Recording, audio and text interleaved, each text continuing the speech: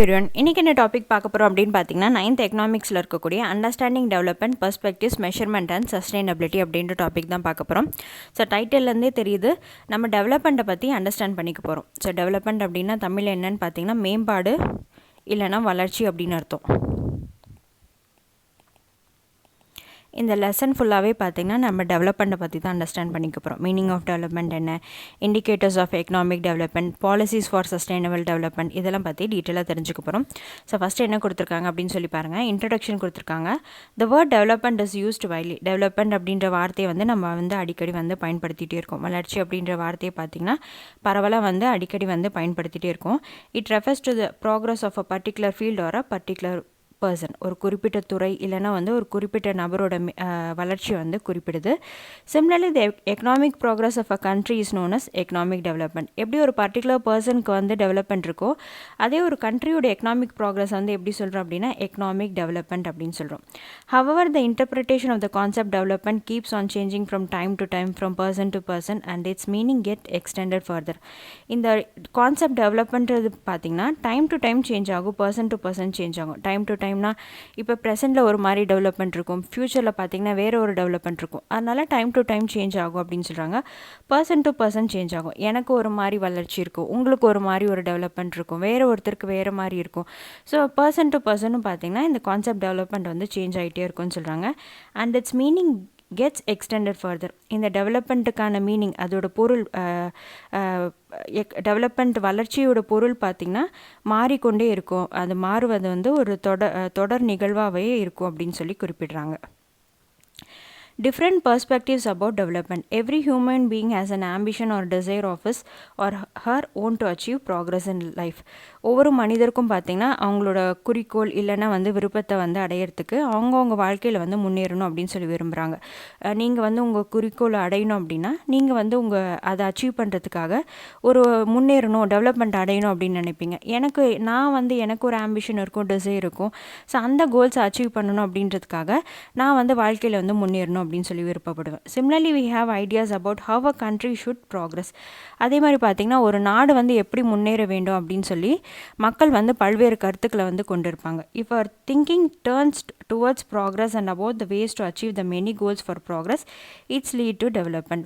So இந்த நம்ம thinking எல்லாமே ப்ராக்ரஸ், எப்படி முன்னேறி போகிறது, எப்படி அந்த கோல்ஸ் அச்சீவ், அந்த ப்ராக்ரஸ் அடையணுன்னா என்னென்ன கோல்ஸ் அச்சீவ் பண்ணணும் அப்படின்னு சொல்லி அந்த மாதிரி நம்ம ப்ராக்ரஸ் ஆகும் போது பார்த்திங்கன்னா அது டெவலப்மெண்ட்டுக்கு வழிவிடும் அப்படின்னு சொல்கிறாங்க. It leads to development. இதுவே வளர்ச்சி அப்படின்னு சொல்கிறாங்க. So let us try to imagine what development means to different people. வளர்ச்சி அப்படின்ற சொல் பார்த்திங்கன்னா பல்வேறு மக்களுக்கு பல்வேறு விதமாக உணரப்படுது. அது என்னென்ன அப்படின்னு சொல்லி கற்பனையாக ஒரு டயக்ராம் கொடுத்துருக்காங்க. ஸோ டெவலப்மெண்ட், மேம்பாடு இல்லைன்னா வளர்ச்சி அப்படின்னு எடுத்துக்கோங்க. ஃபஸ்ட்டு என்ன கொடுத்துருக்காங்க, இம்ப்ரூவ்மெண்ட் அப்படின்னு சொல்லியிருக்காங்க. முன்னே இருந்ததை விட வளர்ச்சி அடைகிறது. ஏற்கனவே இருந்திருப்பார், இம்ப்ரூவ் பண்ணிக்கிறது. அந்த டெவலப்மெண்ட், அந்த ப்ராக்ரஸ் அடையணுன்றதுக்காக தன்னைத்தானே இம்ப்ரூவ் பண்ணிக்கிறது. க்ரோயிங் ப்ராக்ரஸ் என்ன நீடட் டைரக்ஷன், தேவையான வழிகளில் மட்டும் வளர்ச்சியை அடையிறது. என்ன நீங்கள் ஒரு கோல் இருக்குது அப்படின்னா அதை நோக்கி மட்டும் போகணும். அதுதான் உங்களோட நீடட் டைரக்ஷனாக இருக்கும், தேவையான வழியாக இருக்கும். வே ஆஃப் மூவிங் ஃபார்வர்ட், முன்னோக்கி சொல்கிறது. அந்த கோல் அச்சீவ் பண்ணுறதுக்காக, டெவலப்மெண்ட் அடையணுன்றதுக்காக அதை நீங்கள் அதை முன்னோக்கி போகிறீங்க. Not doing same mistake twice, ஏற்கனவே தப்பு பண்ணியிருக்கீங்க, அந்த தப்பை மீண்டும் செய்யாமல் இருக்கிறது. பார்ட் ஆஃப் டெய்லி லைஃப், தினசரி வாழ்க்கையில் ஒரு பகுதியாக இருக்கும். நீங்கள் ஒரு எக்ஸாம் ப்ரிப்பேர் பண்ணுறீங்க அப்படின்னா அதுக்காக டெய்லி படிச்சுட்டே இருந்தால் தான் அதுக்கான டெவலப்மெண்ட், அதுக்கான ப்ராக்ரஸ் உங்களுக்கு கிடைக்கும். அட்வான்ஸ், முன்னெடுத்து போகிறது. உங்களை நீங்களே அட்வான்ஸ் பண்ணிக்கிறது. ஃப்யூச்சரில் சில விஷயம்லாம் மாறும் இல்லையா, அதை முன்கூட்டியே டெவலப் பண்ணிக்கிறது அட்வான்ஸ். க்ரோ வித், தன்னுள் வளர்ச்சி, அவங்களுக்குள்ளேயே வளர்ச்சி ஏற்படுத்திக்கிறது.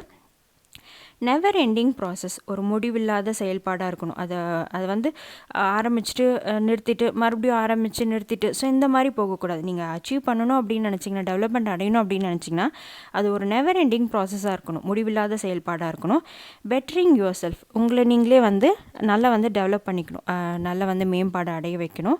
ஃப்ரீடம் டு க்ரோ, வளர்ச்சிக்கான சுதந்திரம் வந்து இருக்கணும். நீங்கள் வளர்ச்சி அடையணும், அதில் வந்து எந்த ஒரு கட்டுப்பாடு அதெல்லாம் எதுவுமே இருக்கக்கூடாது. நீங்கள் வந்து சுதந்திரமாக வந்து அதை அடையிறதுக்காக வந்து இருக்கணும், ஃப்ரீடம் டு க்ரோ இருக்கணும் அப்படின்னு சொல்கிறாங்க. ப்ராக்ரஸ், முன்னேற்றம் அடையணும். உங்களுக்கு நீங்களே ப்ராக்ரஸ் போட்டு பார்த்தீங்க, ப்ராக்ரஸ் ரிப்போர்ட் கொடுக்குறாங்க இல்லையா, அந்த மாதிரி வந்து அதில் ப்ராக்ரஸ் பார்த்தீங்கன்னா நீங்கள் வந்து முன்னேறிட்டே போகணும், கீழே வந்து டவுன் ஆகக்கூடாது. ஸோ அந்த மாதிரி வந்து ப்ராக்ரஸ் ஆகிட்டே இருந்துச்சுன்னா அது வந்து ஒரு நல்ல டெவலப்மெண்ட்டுக்கு வந்து லீட் ஆகும். ஸோ இதெல்லாமே வந்து கொடுத்துருக்காங்க. டெவலப்மெண்ட் அப்படின்னா பல்வேறு மக்களுக்கு வந்து பல்வேறு விதமாக வந்து உணரப்படுது. அது என்னென்ன அப்படின்னா improvement, growing process in need direction, way of moving forward, not doing same mistake twice, part of daily life, advance, grow within, never ending process, bettering yourself, freedom to grow, progress. From the above diagram you will notice that other than income people seek freedom to grow on their own. இந்த மேலே பார்த்த நம்ம diagram படி பார்த்திங்கன்னா வருமானம் தவிர வந்து மக்கள் வந்து அவங்களோட சுயமான வளர்ச்சியை வந்து நாடுவதை வந்து நம்ம பார்க்கலாம். நீங்கள் வந்து டெவலப்மெண்ட்டை இப்போ ஒரு எக்ஸாம் படிக்கிறீங்க அப்படின்னா அதில் வந்து நீங்கள் ஏதாவது இன்கம் எதிர்பார்க்குறீங்களா, இல்லை உங்களுக்குள்ளேயே ஒரு வளர்ச்சி வேணும், நீங்கள் டெய்லியுமே அந்த எக்ஸாம் படித்தா தான் வந்து அந்த எக்ஸாம் வந்து நீங்கள் பாஸ் பண்ண முடியும். அந்த மாதிரி ஒரு வருமானம் இல்லாமல் நீங்கள் வந்து ஒரு வளர்ச்சி வந்து அடையணும் அப்படின்றத இந்த டயக்ராம் மூலமாக வந்து நீங்கள் தெரிஞ்சுக்கலாம். Thus development refers to the improvement in quality of life such as higher income, better education, better health and nutrition, less poverty and more equal opportunity. So development அப்படின்ற என்னது, உங்கள் குவாலிட்டி ஆஃப் லைஃப் வந்து improvement ஆகணும். எப்படி ஏற்கனவே low இன்கமில் இருந்திருப்பீங்க, ஒரு higher income போகணும், பெட்டர் எஜுகேஷன் கிடைக்கணும், பெட்டர் ஹெல்த் கிடைக்கணும், நல்ல நியூட்ரிஷன் கிடைக்கணும், லெஸ் பாவர்ட்டி வந்து கம்மியாக இருக்கணும், ஈக்குவல் ஆப்பர்ச்சுனிட்டி, சமமான வேலை வாய்ப்பு வந்து கிடைக்கணும். இதெல்லாம் பார்த்திங்கன்னா வந்து ஒரு டெவலப்மெண்ட் வந்து குறிக்குது. The term economic development refers to the overall growth of all the sectors of the economy by adoption of new technology. அதே மாதிரி எக்கனாமிக் டெவலப்மெண்ட், பொருளாதார வளர்ச்சி அப்படின்றது பொருளாதாரத்தில் அனைத்து துறைகளும் வந்து ஒட்டுமொத்த வளர்ச்சியும் வந்து குறிப்பிடுது. ஒரு புதிய தொழில்நுட்பங்களோடு வந்து ஏற்றுக்கொள்வது தான் வந்து எக்கனாமிக் டெவலப்மெண்ட். எக்கனாமிக் டெவலப்மெண்ட் அப்படின்னா என்னென்னு பார்த்தீங்கன்னா ஒரு கண்ட்ரி வந்து நல்ல ஹெல்த்தியராக, பெட்டர் எஜுகேஷன், நல்ல லிட்ரஸி ரேட், நல்ல குட் குவாலிட்டி ஆஃப் ஹவுசிங் இதெல்லாமே இருந்துச்சு அப்படின்னா அந்த கண்ட்ரியோட எக்கனாமிக் டெவலப்மெண்ட் வந்து நல்லா இருக்குது அப்படின்னு அர்த்தம். ஒரு நல்ல இன்டர்நெட் அக்சஸ், இன்ஃப்ராஸ்ட்ரக்சர் நல்லா இருக்குது, லிட்ரஸி ரேட் நல்லா இருக்குது, ஸ்டாண்டர்ட் ஆஃப் லிவிங் நல்லா இருக்குது, அக்ரிகல்ச்சர் நல்லா இருக்குது, இதெல்லாமே பார்த்திங்கன்னா வந்து அந்த கண்ட்ரியோட எக்கனாமிக் டெவலப்மெண்ட் வந்து நல்லா இருக்குது. ஒரு அங்கே இருக்க மக்கள் வந்து நல்ல ஹெல்த்தியாக இருக்காங்க, பெட்டர் எஜுகேஷன் கிடைக்குது அப்படின்னா அந்த கண்ட்ரி வந்து நல்ல எக்கனாமிக் டெவலப்மெண்ட்டில் இருக்குது அப்படின்னு அர்த்தம். Economic development improves the living standards of the people as well as the status of the country. Economic development, பொருளாதார வளர்ச்சி அப்படின்றது பார்த்திங்கன்னா மக்களோட வாழ்க்கை தரத்தையும் உயர்த்துது, நிலையான நாட்டினோட வளர்ச்சியும் வந்து குறிக்குது அப்படின்னு சொல்கிறாங்க. எக்கனாமிக் டெவலப்மெண்ட் அப்படின்றது லிவிங் ஸ்டாண்டர்ட்ஸ், அங்கே இருக்க ஒவ்வொரு மக்களோட லிவிங் ஸ்டாண்டர்ட்ஸும் வந்து இம்ப்ரூவ் ஆகும். இந்த கண்ட்ரியோட ப்ராக்ரஸ் வந்து நல்லா இருக்குது அப்படின்னா அங்கே வாழக்கூடிய மக்களோட லிவிங் ஸ்டாண்டர்ட்ஸும் நல்லாயிருக்கும். அதே மாதிரி ஒரு நாட்டினோட வளர்ச்சியும் வந்து குறிக்குது அப்படின்னு சொல்கிறாங்க. Indicators of economic development. The major indicators to measure the level of economic developments are என்னென்ன எக்கனாமிக் டெவலப்மெண்ட்ஸ் இருக்குது, குறியீடுகள் என்னென்ன இருக்குது அப்படின்னு பார்த்தீங்கன்னா net national product, per capita income அதாவது தனிநபர் வருமானம், purchasing power parity and human development index அப்படின்னு சொல்லி கொடுத்துருக்காங்க. இதை பற்றி நம்ம டீட்டெயிலாக ஒவ்வொன்றா பார்க்க போகிறோம். So final value of total goods and services produced within the geographic boundary of a country during a specific period of time, normally a year, is known as gross domestic product அப்படின்னு சொல்லி கொடுத்துருக்காங்க. ஒரு ஆண்டில் நாட்டினோட புவியியல் எல்லைக்குள்ள geographical boundary அப்படின்னு சொல்லி கொடுத்துருக்காங்க. ஒரு குறிப்பிட்ட காலத்துக்குள்ள உற்பத்தி செய்யப்பட்ட பொருட்கள் மற்றும் பணிகள், கூட்ஸ் அண்ட் சர்வீஸ் ரெண்டுமே சொல்கிறாங்க. அதோட மொத்த மதிப்பே வந்து என்ன சொல்கிறாங்க அப்படின்னா கிராஸ் டொமஸ்டிக் ப்ராடக்ட் அப்படின்னு சொல்கிறாங்க. Final value of total goods and services, கூட்ஸும் எடுத்துக்கிறாங்க, சர்வீசஸும் எடுத்துக்கிறாங்க. அந்த ஜியாகிரபிக் பவுண்டரி ஆஃப் அ கண்ட்ரிக்குள்ளே ஒரு ஸ்பெசிஃபிக் பீரியட், நார்மலி 1 இயர் எடுத்துக்கிறாங்க. அது என்ன சொல்கிறாங்க அப்படின்னா கிராஸ் டொமஸ்டிக் ப்ராடக்ட் அப்படின்னு சொல்கிறாங்க. ஸோ கிராஸ் டொமஸ்டிக் ப்ராடக்ட் அப்படின்றது பார்த்திங்கன்னா sum of all goods and service produced in a country in a given financial year. So மொத்தமாக வந்து அந்த கண்ட்ரியில், ஃபார் எக்ஸாம்பிள் இந்த டயக்ராம் பார்த்திங்கன்னா இந்தியாவுக்குள்ளே எவ்வளோ வந்து கூட்ஸ் அண்ட் சர்வீசஸ் வந்து ப்ரொடியூஸ் பண்ணுறாங்களோ நார்மலாக வந்து 1 இயர்க்குள்ளே அதை வந்து கணக்கு பண்ணுறது தான் வந்து ஜிடிபி அப்படின்னு சொல்கிறாங்க. இதே ஜிஎன்பி அப்படின்னு எடுத்துக்கிட்டிங்கன்னா GNP equal to GDP plus income from abroad. ஜிடிபியும் ஆட் பண்ணிப்பாங்க, இன்கம் ஃப்ரம் அப்ராட். இந்த டயக்ராம் பார்த்திங்கன்னா இங்கே வந்து இந்தியாவில் பார்த்திங்கன்னா இந்தியன்ஸும் இருப்பாங்க, ஃபாரினர்ஸும் இருப்பாங்க. அதே ஜிஎன்பி அப்படின்றது GDP plus income from abroad. So வேறு நாட்டில் வந்து இப்போ அமெரிக்காவில் பார்த்திங்கன்னா இந்தியன்ஸ் இருப்பாங்க. ஸோ இங்கே கொடுத்துருக்க எல்லாமே இந்தியன் பீப்புள் இருக்காங்க. ஸோ அந்த இன்கமும் வந்து ஆட் பண்ணிக்கிறாங்க ஜிஎன்பியில். GDP plus income from abroad. வேறு நாட்டில் பார்த்திங்கன்னா இந்தியன்ஸ் இருப்பாங்க, அவங்களோட இன்கம் இல்லை வேறு கம்பெனிஸ் பார்த்திங்கன்னா இந்தியன் கம்பெனிஸ் வந்து யூஎஸ்ஏயில் கூட இருக்கலாம். ஸோ அதெல்லாம் அந்த இன்கமையும் வந்து இவங்க வந்து ஆட் பண்ணிக்கிறாங்க ஜிஎன்பி அப்படின்றது. ஜிடிபி அப்படின்றது நீங்கள் இந்தியாவுக்குள்ளே என்ன வருமானம் வருதோ, என்ன வந்து கூட்ஸ் அண்ட் சர்வீசஸ் வந்து இருக்கோ அதை வந்து சம்மப் பண்ணுறது தான். ஃபைனல் என்ன கொடுத்துருக்காங்க, final value of total goods and services produced within the geographic boundary. இந்தியாவுக்குள்ளே இந்த கண்ட்ரிக்குள்ளே ஒரு ஸ்பெசிஃபிக் பீரியட் நார்மலி இயர்க்குள்ளே வந்து எவ்வளோ ப்ரொடியூஸ் ஆகுதோ அதை வந்து கிராஸ் டொமஸ்டிக் ப்ராடக்ட் அப்படின்னு சொல்கிறாங்க. 9th புக்கில் பார்த்திங்கன்னா ஜிடிபி மட்டும்தான் கொடுத்துருப்பாங்க, ஜிஎன்பி பற்றி கொடுத்துருக்க மாட்டாங்க.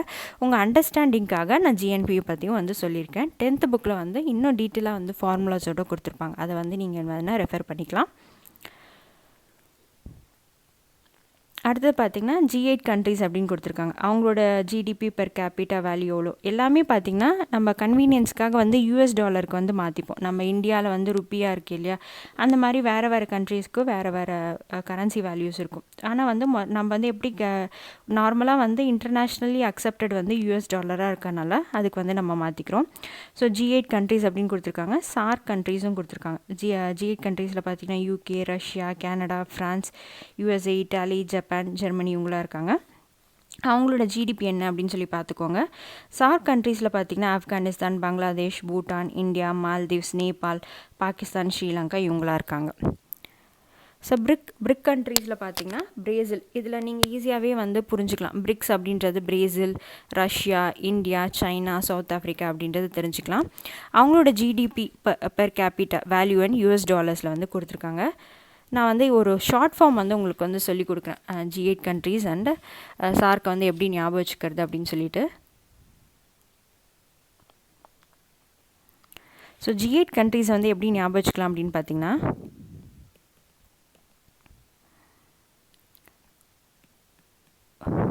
குருஜி கேம் ஃப்ரான்ஸ் அப்படின்றத ஞாபகம் வச்சுக்கோங்க.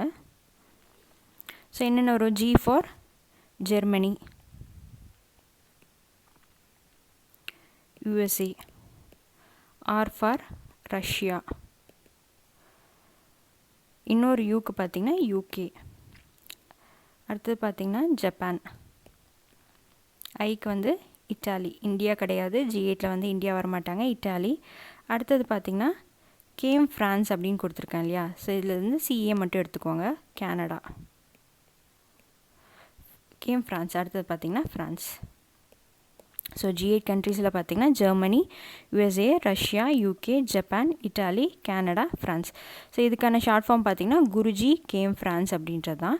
அடுத்தது சார்க் கண்ட்ரீஸ்க்கு என்ன ஷார்ட் ஃபார்ம் அப்படின்னு பார்த்திங்கன்னா MBBS ஸ்பெயின் அப்படின்னு சொல்லி ஷார்ட் ஃபார்ம் ஞாபகம் வச்சுக்கோங்க. மால்டீவ்ஸ், பங்களாதேஷ், பூட்டான், ஸ்ரீலங்கா, பாகிஸ்தான், ஆப்கானிஸ்தான்,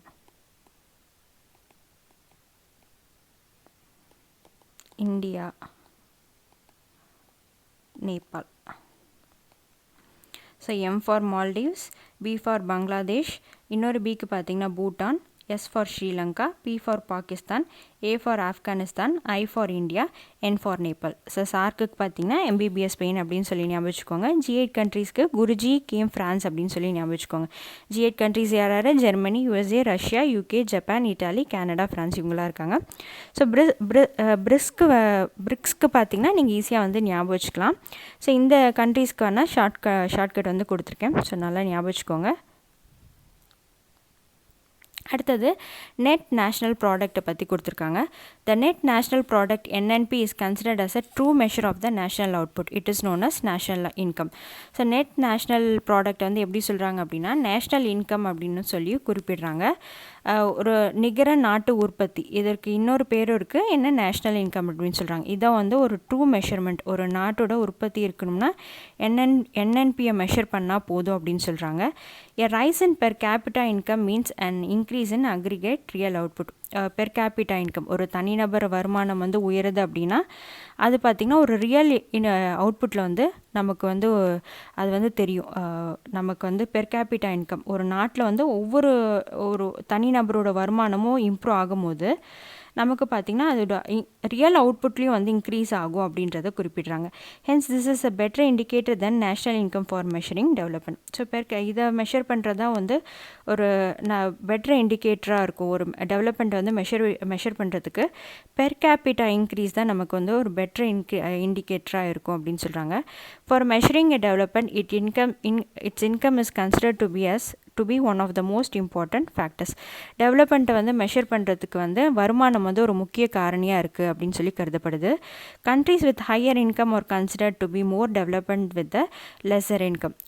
அதிக வருமானம் கொண்ட நாடுகள் பார்த்திங்கன்னா குறைவான வருமானத்தை கொண்ட நாட்டை விட வந்து அதிக வளர்ச்சி அடைந்த நாடாக வந்து கருதப்படுது. ஸோ ஹையர் இன்கம் கொண்ட கண்ட்ரீஸ் தான் வந்து மோர் டெவலப்மெண்ட் கண்ட்ரியாக வந்து கன்சிடர் பண்ணுறாங்க. ஸோ சிம்பிளாக சொன்னோன்னா அதுதான். So income itself is consider to be one of the indicator of economic development. So அதனால் பார்த்திங்கன்னா ஒரு நாட்டு வருமானமே வந்து பொருளாதார வளர்ச்சியோட குறியீடாக வந்து கருதப்படுது. ஸோ நெட் நேஷ்னல் ப்ராடக்ட்டுக்கு இன்னொரு பேர் இருக்குது, அது என்ன அப்படின்னு பார்த்திங்கன்னா நேஷ்னல் இன்கம். நிகர நாட்டு உற்பத்திக்கு இன்னொரு பேர் இருக்குது, அது என்ன அப்படின்னா நேஷ்னல் இன்கம். இதுதான் பார்த்திங்கன்னா ஒரு ட்ரூ மெஷராக இருக்கும். ஒரு நாட்டோட உற்பத்தியை வந்து மெஷர் பண்ணணும், என்ன இருக்கணும், ஒரு நாட்டோட உற்பத்தியை வந்து ஒரு உண்மையான அளவாக வந்து கருதப்படுது. பெர் கேபிட்டா இன்கம், அது பெர் கேபிட்டா இன்கம் அப்படின்றது பார்த்திங்கன்னா தனிநபர் வருமானம். However, for comparing the development of various countries, total income is not a useful measure. ஒரு நாட்டினோட வளர்ச்சி வந்து ஒப்பிட்டு பார்க்கும்போது இந்தியா, USA, ஜப்பான் இந்த மாதிரி கண்ட்ரியோட டெவலப்மெண்ட்டை வந்து நம்ம வந்து கம்பேர் பண்ணும்போது total income, for example 1000 crores வந்து டோட்டல் இன்கமாக இருக்குது இந்தியாவுக்கு. யூஎஸ்ஏக்கு பார்த்திங்கன்னா 2000 crores டோட்டல் இன்கமாக இருக்குது அப்படின்னா அதை வந்து கம்பேர் பண்ணுறது வந்து நமக்கு வந்து யூஸ்ஃபுல் மெஷராக இருக்காது அப்படின்னு சொல்கிறாங்க. Since countries have different population, comparing total income will not be suggestive of what an average person is like to earn. ஸோ இந்தியாவில் பார்த்திங்கன்னா வேறு பாப்புலேஷன் இருக்கும், யூஎஸ்ஏயில் பார்த்திங்கன்னா வேறு பாப்புலேஷன் இருக்கும். ஸோ அதனால் வந்து நம்ம டோட்டல் இன்கம் வந்து மெஷர் பண்ணுறது வந்து ஒரு கரெக்டான இதாக இருக்காது அப்படின்னு சொல்கிறாங்க, ஒரு கரெக்டான சஜஸ்டிவாக இருக்காது அப்படின்னு சொல்கிறாங்க. ஸோ அதனால் வந்து ஒரு ஆவரேஜ் பர்சன் வந்து எவ்வளோ ஏர்ன் பண்ணுறாரு அப்படின்னு சொல்லி நம்ம கணக்கெடுக்கணும் அப்படின்றாங்க. Are people in a country in one country better off than others in a different country. The average income is calculated by dividing the country's total income by its total population. அதனால் என்ன பண்ணுறாங்க, per capita income வந்து எப்படி calculate பண்ணுறாங்கன்னா national income by total income, அந்த கண்ட்ரியோட total income எவ்வளவோ national income by population. So இந்த மாதிரி கால்குலேட் பண்ணும்போது நமக்கு வந்து தனி நபர் வருமானம் எவ்வளோ அப்படின்னு சொல்லி தெரிஞ்சுக்க முடியும். The average income is also called per capita income. Average income எப்படி சொல்கிறோம், பெர் கேபிட்டா இன்கம் அப்படின்னு சொல்கிறோம். Calculation on the per capita income of all countries are calculated only in the US dollar in order to compare international level. எல்லா per capita இன்கமும் பார்த்திங்கன்னா எல்லாமே வந்து நம்ம வந்து இன்டர்நேஷ்னல் லெவலில் கன்சிடர் பண்ணும்போது US டாலருக்கு கன்வெர்ட் பண்ணிக்கிறோம். ஸோ அப்போ தான் வந்து நம்மளால் வந்து ஈஸியாக வந்து நம்ம வந்து மெஷர் பண்ண முடியும், இன்டர்நேஷ்னல் லெவலில் வந்து நம்மளால் கம்பேர் பண்ண முடியும் அப்படின்னு சொல்கிறாங்க. ஸோ மோஸ்ட் ஆஃப் த இதை எப்படி கால்குலேட் பண்ணுறோம்னா US டாலரை பேஸ் பண்ணி தான் கால்குலேட் பண்ணுறோம். ஸோ பெர் கேபிட்டா நம்ம வந்து டோட்டல் இன்கம் வந்து ஒரு கண்ட்ரியோட டெவலப்மெண்ட்டை மெஷர் பண்ணுறதுக்கு வந்து சரி வராது அப்படின்னு சொல்கிறாங்க. ஏன்னா வந்து டிஃப்ரெண்ட் கண்ட்ரீஸில் டிஃப்ரெண்ட் பாப்புலேஷன்ஸ் இருப்பாங்க. ஸோ அதனால் வந்து நம்ம என்ன பண்ணுறோம், டோட்டல் இன்கம் வந்து பாப்புலேஷனால் டிவைட் பண்ணுறோம். ஸோ அதுதான் ஆவரேஜ் இன்கம் தான் வந்து பெர் கேபிட்டா இன்கம் அப்படின்னு சொல்கிறாங்க. Per capita income, according to the World Bank report, new income measurement of countries are classified as below 2017 to 18 data அப்படின்னு சொல்லி கொடுத்துருக்காங்க. Low income type of countries. Low income பார்த்திங்கன்னா per capita income US டாலர்ஸில் வந்து $1,005 கம்மியாக இருக்கும் அப்படின்னு சொல்லுவாங்க. அவங்கள வந்து லோ இன்கம் அப்படின்னு சொல்லி கன்சிடர் பண்ணுறோம். மிடில் இன்கமே ரெண்டாக பிரிச்சிருக்காங்க, lower middle income, upper middle income அப்படின்னு. லோவர் மிடில் இன்கமில் வந்து 1,006 to 3,955 இதுக்குள்ளே US டாலர்ஸ் இருந்தாங்க அப்படின்னா லோவர் மிடில் இன்கம். அதுக்கப்புறம் பார்த்திங்கன்னா அப்பர் மிடில் இன்கம் வந்து 3,956 to 12,235 US இருந்தாங்கன்னா upper middle income. High income பார்த்திங்கன்னா greater than 12,235 அப்படின்னு சொல்லி கொடுத்துருக்காங்க. இது ரொம்ப ரொம்ப இம்பார்ட்டன்ட். ஸோ எந்த low income, low middle income, match the following மாதிரி கூட கேட்பாங்க. ஸோ அந்த மாதிரி வந்து பார்த்துக்கோங்க. அடுத்தது பார்த்திங்கன்னா பர்ச்சேசிங் பவர் பேரிட்டி அப்படின்னு கொடுத்துருக்காங்க. பர்ச்சேசிங் பவர் பேரிட்டி அப்படின்றது பார்த்திங்கன்னா வாங்கும் திறன் சமநிலை. Purchasing power parity is defined as the number of units of a country currency required to buy the same amount of goods and services in the domestic market as $1 would buy in the US. So வாங்கும் திறன் சமநிலை அப்படின்றது ஒரு நாட்டினுடைய நாணயங்களோட எண்ணிக்கைக்கு இணையாக வந்து ஒரு சந்தையில் வந்து அமெரிக்க டாலருக்கு வாங்குவதற்கேற்றவாறு வந்து உள்நாட்டு சந்தையில் அதே அளவிலான பொருட்களை வந்து வாங்க எவ்வளோ தேவைப்படுது அப்படின்னு சொல்லி கணக்கு பண்ணுறது. நம்ம இங்கே வாங்குகிற பொருளை வந்து யூஎஸில் வந்து எவ்வளோக்கு வாங்குவோம் அப்படின்னு சொல்லி நம்ம வந்து வாங்கும் திறன் சமநிலையை வந்து பார்க்குறோம். பர்ச்சேசிங் பவர் பேரிட்டி அப்படின்றது ஒன்றும் இல்லைங்க. பேரிட்டி அப்படின்றதுன்னா ஈக்குவலிங், கம்பேர் பண்ணுறது. பேரிட்டி அப்படின்றது ஈக்குவலிங் இல்லைன்னா கம்பேரிங். பர்ச்சேசிங் பவர் அப்படின்றது பையிங் கெப்பாசிட்டி. நம்ம இங்கே இந்தியாவில் வாங்கக்கூடிய பொருளை வந்து அதே வந்து US டாலருக்கு வந்து எவ்வளோக்கு வந்து அங்கே வாங்குவோம் அப்படின்றது தான் வந்து purchasing power parity. The technique of purchasing power parity allows us to estimate what exchange between the two currencies is needed to express the accurate purchasing power of the two currencies in the respective countries. So இந்த purchasing power parity வந்து நம்ம பண்ணுறதுனால நமக்கு என்ன தெரியுது அப்படின்னா, இங்கே நமக்கு வந்து எக்ஸ்சேஞ்ச் ரேட் வந்து நமக்கு தெரியுது. இங்கே இந்தியாவில் எவ்வளோக்கு வாங்க முடியுது, அதே பொருளை வந்து US டாலரில் எவ்வளோ வந்து வாங்க முடியுது அப்படின்னு சொல்லி நம்மளால் அக்யூரேட்டாக வந்து நம்மளால் வந்து கண்டுபிடிக்க முடியுது. இப்போ ஒரு கண்ட்ரியோட நேஷ்னல் இன்கம் வந்து கால்குலேட் பண்ணுறீங்க, எக்ஸ்சேஞ்ச் அதை வந்து எக்ஸ்சேஞ்ச் பண்ணுறீங்க அப்படின்னா, ஃபார் எக்ஸாம்பிள் பர்ச்சேசிங் பவர் பேரிட்டியை வந்து நம்ம கணக்கிடணும் அப்படின்னா, ஒரு குரூப் ஆஃப் கூட்ஸ் வாங்குறீங்க இந்தியாவில் வந்து, குரூப் ஆஃப் குட்ஸ் ஏதோ ஒரு குரூப் ஆஃப் குட்ஸ் எடுத்துக்கோங்க, ப்ரஷ்ஷு, பேஸ்ட் ஏதோ ஒன்று, ஒரு $100 வாங்குறீங்க. அதே சேம் ஐட்டம் வந்து நீங்கள் யூஎஸில் வாங்குறீங்க அப்படின்னா உங்களுக்கு எவ்வளோ ஆகுது, $2 ஆகுது. ஸோ இப்போ வந்து நம்மளால் கம்பேர் பண்ண முடியுதா, $1 எவ்வளோ ஆகுது, அப்போ $50 ஆகுது. $1 இங்கே $100 வாங்குறத யூஎஸில் பார்த்தீங்கன்னா அது $2 வந்து நீங்கள் வாங்கிடுறீங்க. அப்போ $1 மதிப்பு எவ்வளோ வருது அப்படின்னா $50 வருது. ஸோ இந்த மாதிரி தான் வந்து எக்ஸ்சேஞ்ச் ரேட் வந்து ஒர்க் ஆகுது. இந்த மாதிரி வந்து நம்ம வந்து national income, per capita income இதெல்லாம் வந்து கன்வெர்ட் பண்ணிக்கிறீங்க. நார்மலாக பார்த்தீங்கன்னா $1 வந்து ப்ரெசென்ட்டாக வந்து 73 or 75 இருக்கும். ஸோ நான் அந்த எக்ஸ்சேஞ்ச் ரேட்டை பற்றி பேசல, ஒரு கூட்ஸை வந்து பையிங் கெப்பாசிட்டியை பற்றி நான் பேசுகிறேன். ஒரு கூட்ஸை வந்து உங்களால் வந்து எவ்வளோக்கு வந்து வாங்க முடியுது, இங்கே வாங்கக்கூடிய பொருளை வந்து அங்கே எவ்வளோக்கு வாங்குறீங்க அப்படின்னு சொல்லி கணக்கிடுறது தான். ஸோ இதனால் இந்த $1 = $50 அப்படின்றது வந்து நம்ம வந்து அதை கன்வெர்ட் பண்ணுறோம், ஒரு எக்ஸ்சேஞ்ச் ரேட்டை வந்து மாத்திரமே தவிர இதனால் எந்த ஒரு யூஸும் கிடையாது. நார்மலாக வந்து நம்ம டிரான்சாக்ஷனுக்கு எல்லாமே வந்து இந்த $1 $73 $75 இதுதான் வந்து நம்ம யூஸ் பண்ணிகிட்ருக்கோம். ஸோ இந்த மாதிரி வந்து பர்ச்சேசிங் பவர் பேரிட்டிக்காக வந்து நம்ம வந்து மாற்றிக்கிறோம்.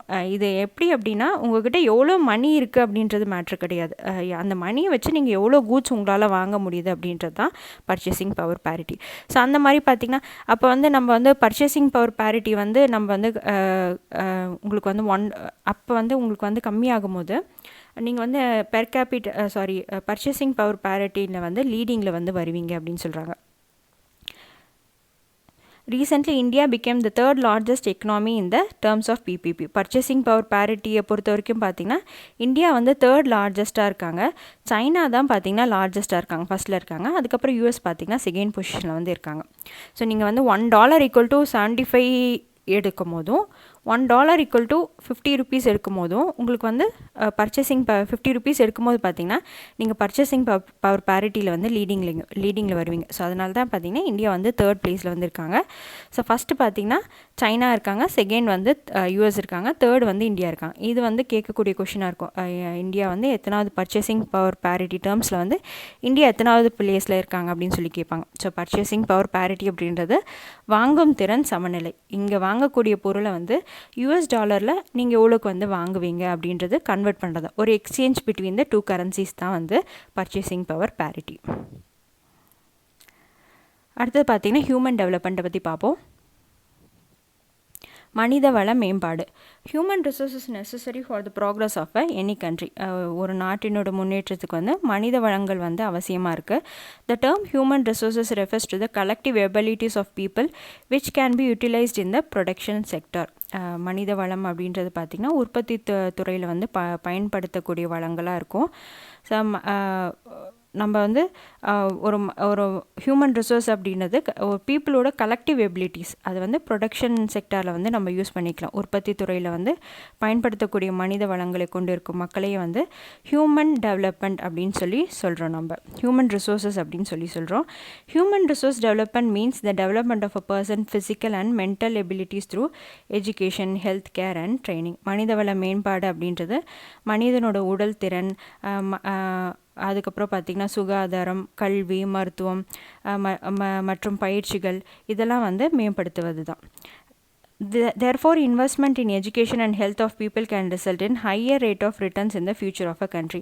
ஸோ ஒரு மனிதர் மேலே ஒரு மனிதருக்கு வந்து அவருக்கு நல்ல எஜுகேஷன், ஹெல்த் கொடுக்கும்போது பார்த்திங்கன்னா இன் ரிட்டர்னில் வந்து ஃப்யூச்சருக்கு வந்து அவர் வந்து ஒரு கண்ட்ரிக்கு வந்து நல்ல ஒரு ரிசல்ட் வந்து கொடுப்பார். அவர் நல்லா வந்து எஜுகேட் ஆயிருந்தார் அப்படின்னா அவரோட ஐடியாஸ், அவரோட அச்சீவ்மெண்ட் இதெல்லாமே வந்து கண்ட்ரிக்கு வந்து கொடுப்பார். அதன் மூலமாக வந்து ஒரு டெவலப்மெண்ட் வந்து கிடைக்கும். For example, if a child is invested with good education and health, he or she may return to be very productive in future in the form of higher earning and greater contribution to the society. ஒரு குழந்தைக்கு வந்து நம்ம நல்ல education, health கொடுக்கும்போது பார்த்திங்கன்னா intern வந்து அந்த குழந்தை வந்து ஒரு நாளைக்கு வந்து படிச்சுட்டு ஒரு நல்ல வேலைக்கு போகும். அந்த வேலை மூலமாக வந்து ஒரு ஹையர் ஏர்னிங் வரும். அந்த ஏர்னிங் வந்தனால பார்த்திங்கன்னா ஒரு சமுதாயத்துக்கு வந்து ஒரு நல்ல கான்ட்ரிபியூஷன் கிடைக்கும் அப்படின்னு சொல்கிறாங்க. Human development index which indicates all round development of the people in the society. மனித உழைப்பு அப்படின்றது பார்த்திங்கன்னா ஒரு ஆல்ரவுண்ட் டெவலப்மெண்ட்டாக இருக்குது. பீப்புள் இந்த சொசைட்டியில் வந்து ஒரு முக்கியமான முதலீடாக இருக்குது. பின்னாட்களில் வந்து இந்த மனிதர்கள் மேலே முதலீடு செய்கிறது பார்த்திங்கன்னா பின்னாட்களில் வந்து சொசைட்டிக்கு வந்து ஒரு நல்ல வந்து டெவலப்மெண்ட் வந்து கொடுக்கும் அப்படின்னு சொல்லி குறிப்பிட்றாங்க. In the past, economists believed that the rate of economic growth of nation could be increased only by increasing the investment in physical capital, but they have realized over time that investment in human capital is as important as investment in physical capital.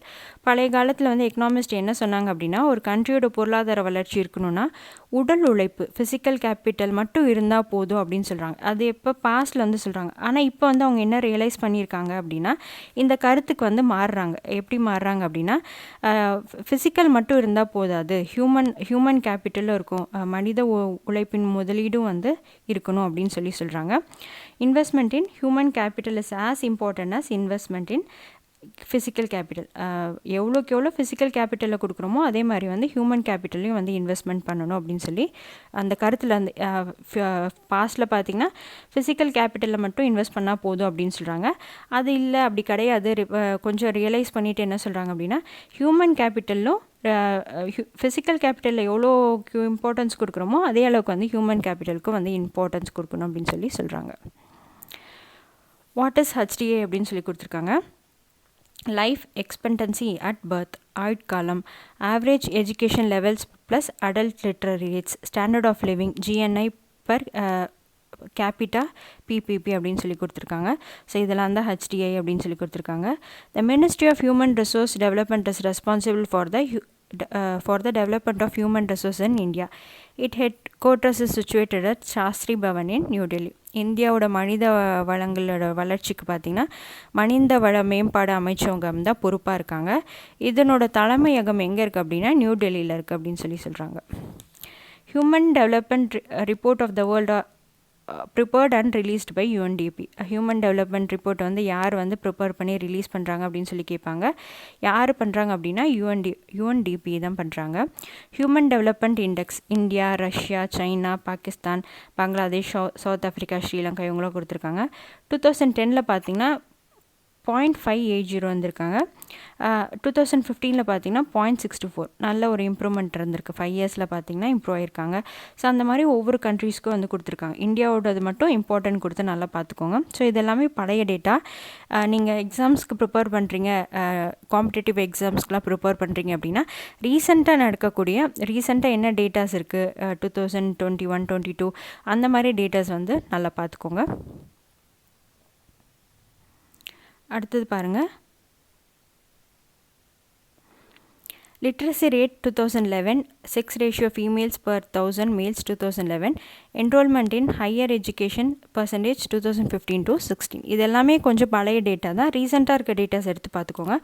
Andhra பிரதேஷோட literacy rate பார்த்திங்கன்னா 67.02, 75.36 பார்த்திங்கன்னா கர்நாடகா, 94 பார்த்திங்கன்னா கேரளா, குஜராத் பார்த்திங்கன்னா 78.03, உத்தரப்பிரதேஷ் பார்த்திங்கன்னா 69.72 அப்படின்னு கொடுத்துருக்காங்க.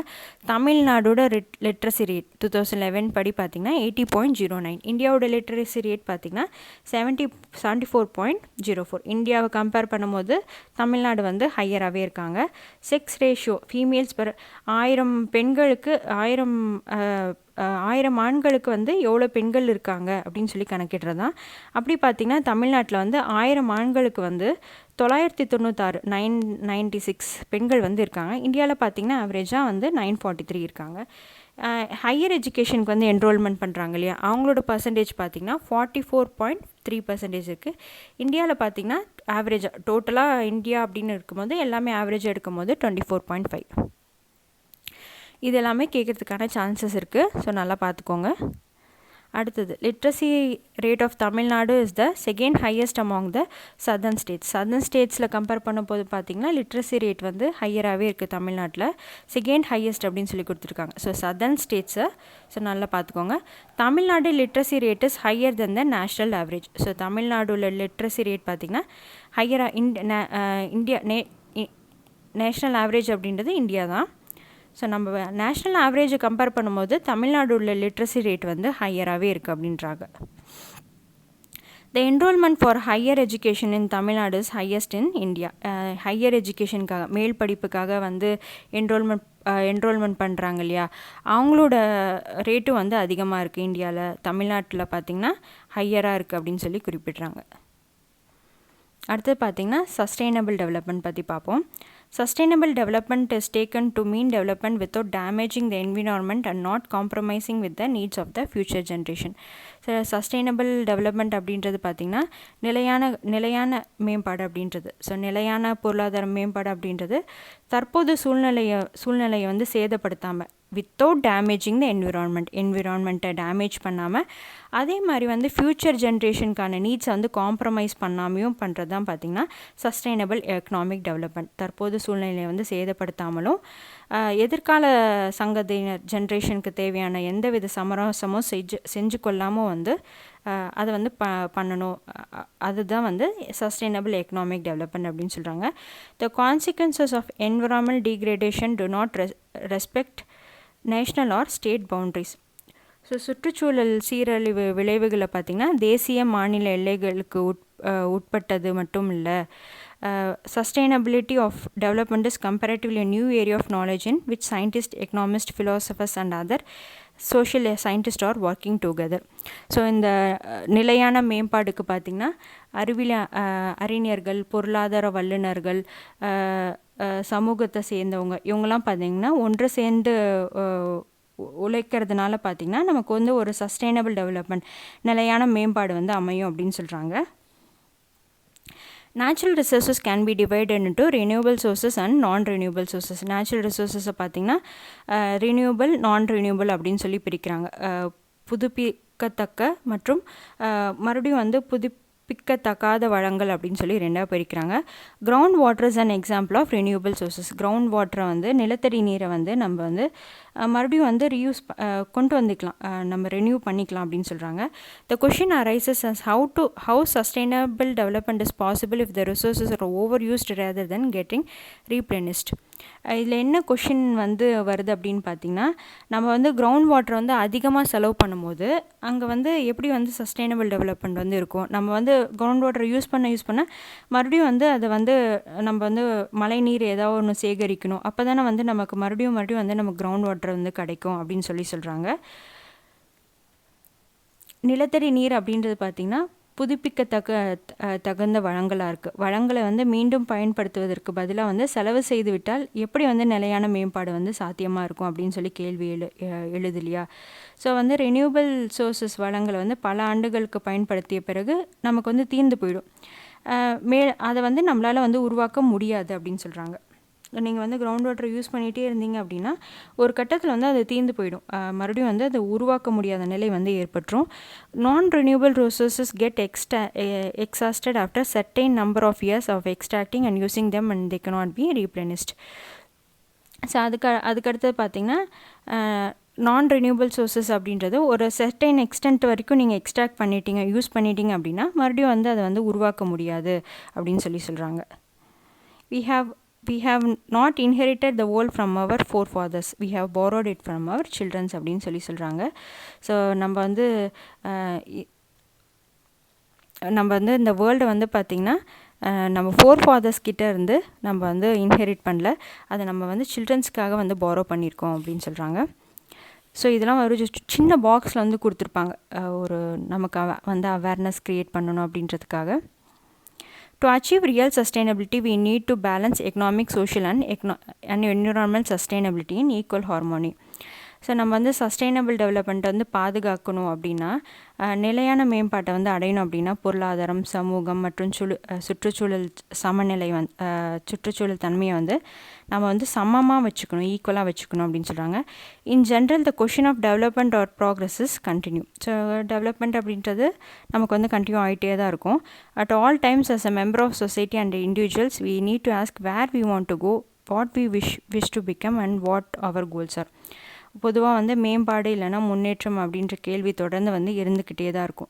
சமூக சேர்ந்த நம்ம தான் பார்த்திங்கன்னா தனிப்பட்ட நபராக வந்து நம்ம எந்த பாதையை நோக்கி போகணும், நம்மளோட பங்கு என்ன, நம்மளோட இலக்குகள் என்ன அப்படின்றத தெளிவாக இருக்கணும் அப்படின்னு குறிப்பிட்றாங்க.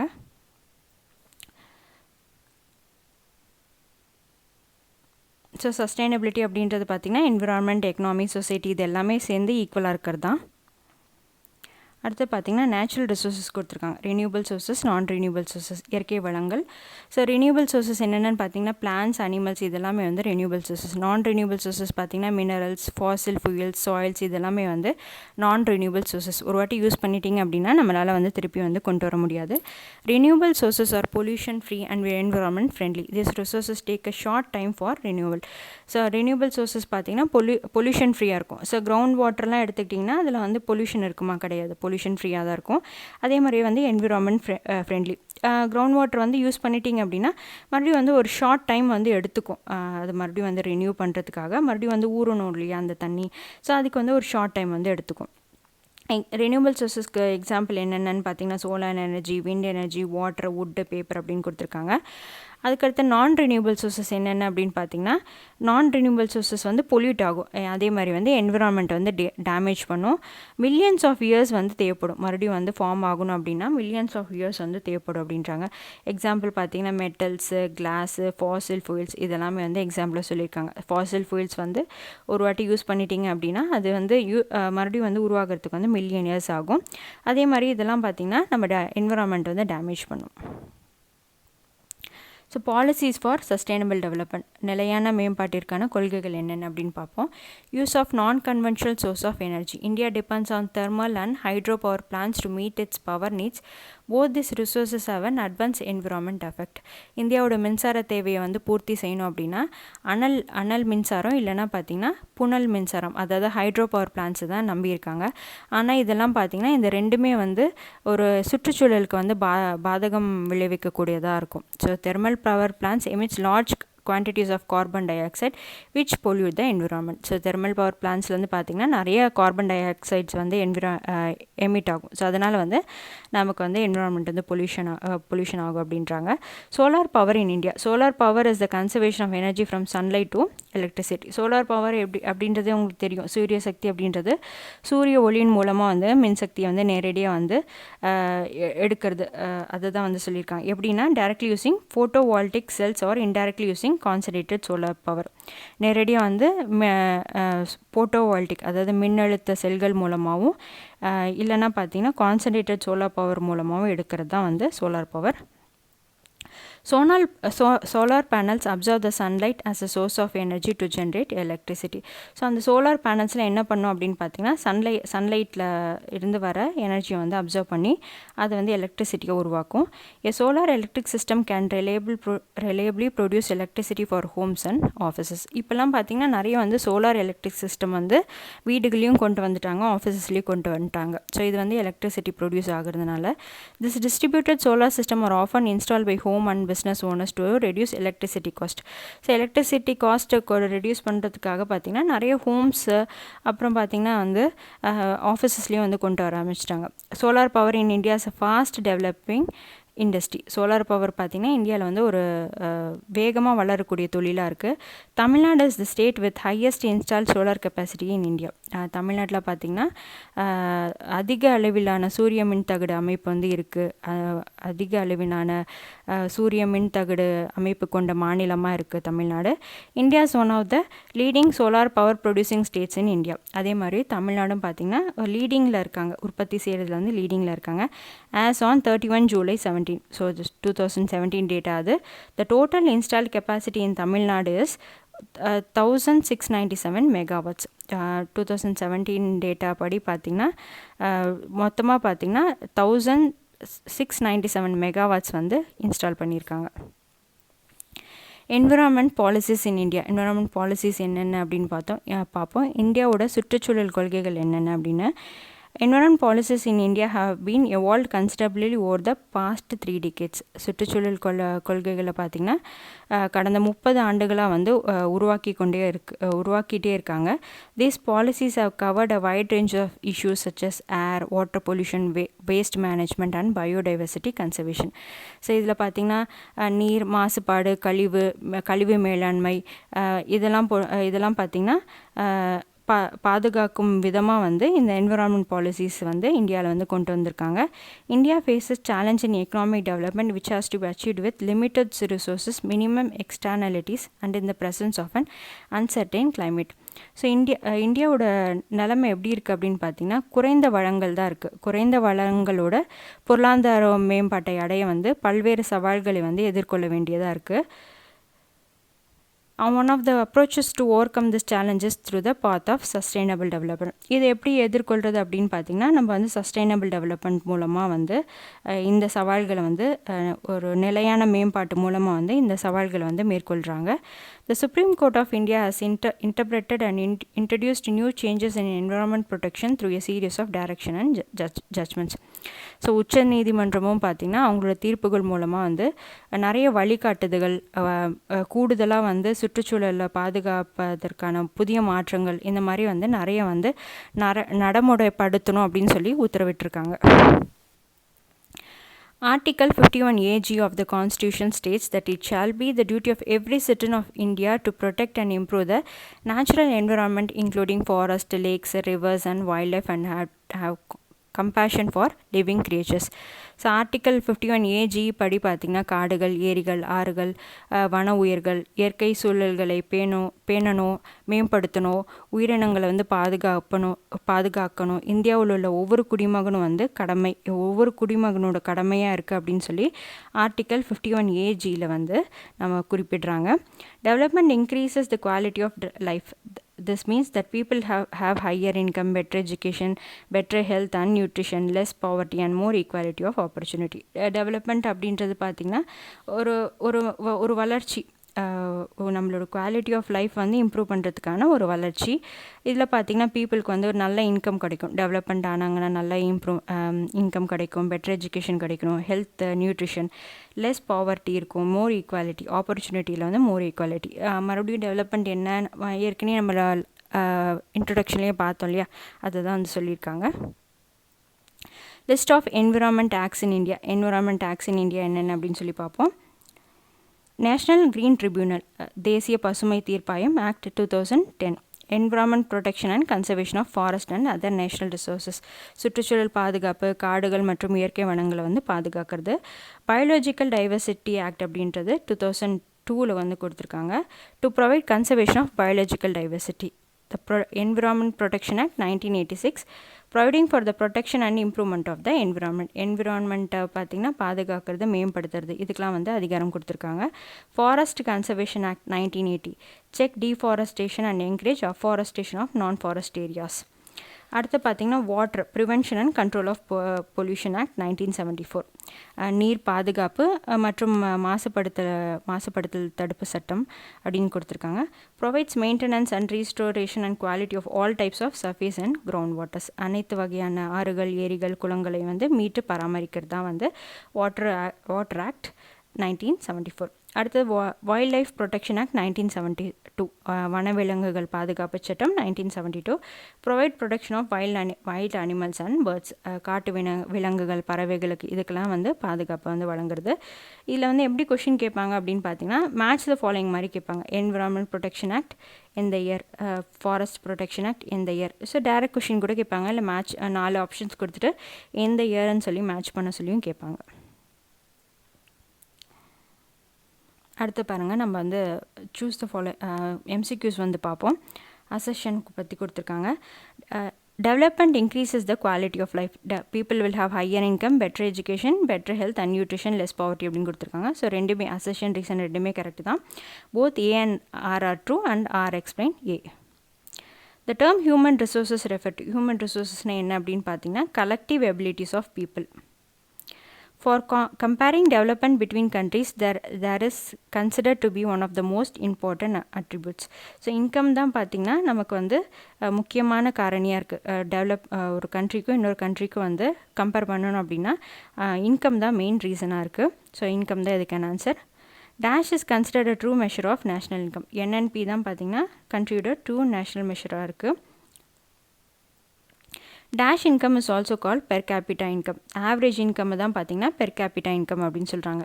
நீங்கள் லெசனை வந்து டீட்டெயிலாக பார்த்துருந்தீங்க அப்படின்னா இந்நேரம் நீங்கள் வந்து உங்களால் ஆன்சர் பண்ண முடியும். Which one of the following country is not a G8 country அப்படின்னு சொல்லி கொடுத்துருக்காங்க. ஸோ G8 கண்ட்ரி எது கிடையாது அப்படின்னு கேட்குறாங்க. ஸோ நான் ஏற்கனவே சொன்ன மாதிரி இதுக்கு ஷார்ட்கட் பார்த்தீங்கன்னா Guruji came France. So G for Germany, USA, Russia, UK, Japan, Italy, Canada, France. So எது இல்லைன்னு கேட்குறாங்க. இந்தியா வந்து கிடையாது. Which one of the following country is not a member of SAARC அப்படின்னு கேட்டிருக்காங்க. ஸோ சார்க்குக்கு சொன்ன ஷார்ட்கட் என்ன, MBBS ஸ்பெயின் அப்படின்னு சொன்னேன்.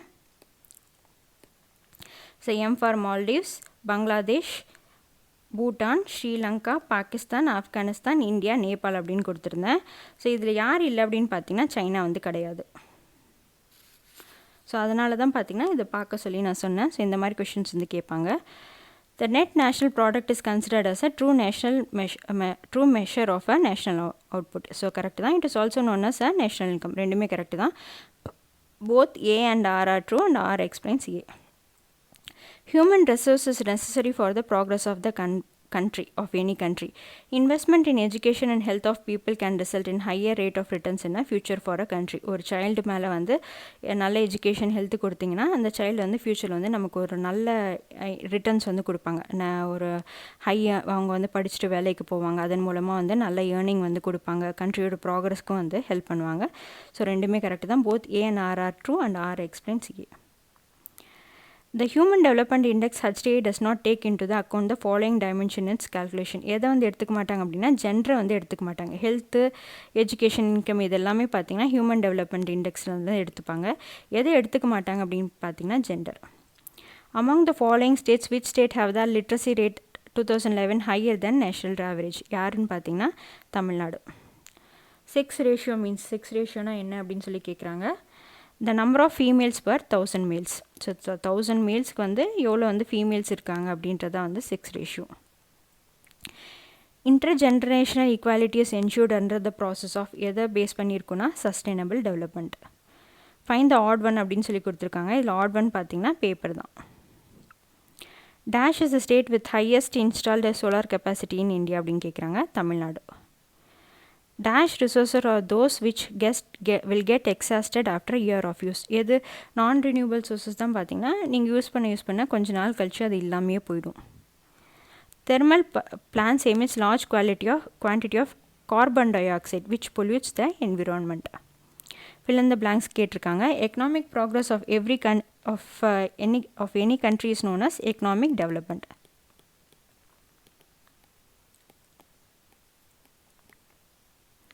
The headquarters of HRD ministry is in headquarters of HRD ministry எங்கே இருக்குது அப்படின்னா Shastri Bhavan, New Delhi. The state having the highest literacy rate in India is Kerala.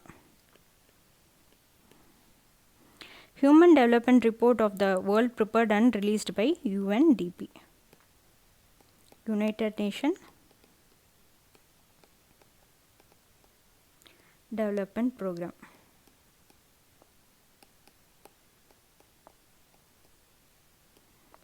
Groundwater is an example of renewable resources. The book An Uncertainty Glory was written by யார் எழுதியிருப்பாங்க அப்படின்னா professor Amartya Sen வந்து எழுதியிருப்பார்.